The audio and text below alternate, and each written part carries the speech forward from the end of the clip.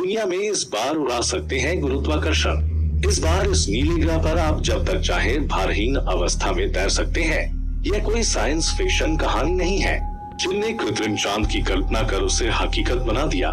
जियांसू प्रांत के पूर्व में शुजू शहर में पृथ्वी की सतह पर यह चीनी चंद्रमा पृथ्वी के गुरुत्वाकर्षण खिंचाव को पूरी तरह से गायब कर देगा। आप जब तक चाहें तब तक तैरते रह सकते हैं। चीनी अंतरिक्ष अनुसंधान संगठन की पहल पर दुनिया का पहला कृत्रिम चंद्रमा बनाया गया है।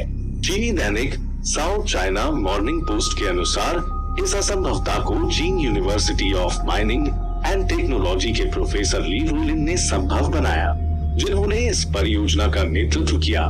यह कृत्रिम चंद्रमा मूल रूप से उसका मस्तिष्क है।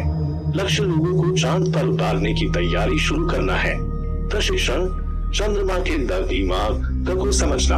यह कृत्रिम चंद्रमा पृथ्वी की मिट्टी में पहले से ये समझने के लिए बनाया गया है कि चंद्रमा की सतह पर उतरने वाले अंतरिक्ष यात्रियों को हर पल सूर्य से निकलने वाली कॉस्मिक किरणों के हमले से कैसे बचाया जा सकता है, क्योंकि पृथ्वी के उपग्रहों पर कोई वायुमंडल नहीं है।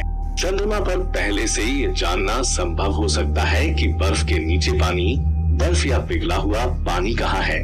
परिणाम स्वरूप अंतरिक्ष यात्री पृथ्वी से अनुसंधान और अन्य गतिविधियों में लंबे समय तक चंद्रमा पर रहने में सक्षम होंगे।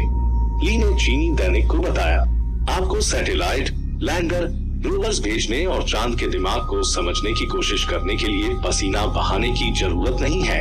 हवाई जहाज या ड्रॉप टावरों में बहुत कम गुरुत्वाकर्षण का अनुभव होता है, लेकिन यह बहुत कम समय के लिए ही होता है। चीन द्वारा बनाया गया चंद्रमा जब तक चाहे तब तक भारहीन रह सकता है। हालांकि ध्यान रखें कि चंद्रमा का गुरुत्वाकर्षण खिंचाव बहुत कम होता है। पृथ्वी के गुरुत्वाकर्षण का केवल छठा भाग, जिसे भारहीन स्थिति कहा जा सकता है। हालांकि चीन में बने कृत्रिम चंद्रमा का व्यास वास्तविक चंद्रमा के समान नहीं है, बहुत कम।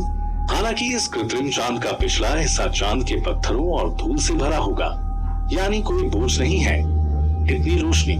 बीजिंग पहले ही घोषणा कर चुका है कि चीन अगले दशक में अंतरिक्ष यात्रियों को चांद पर भेजेगा।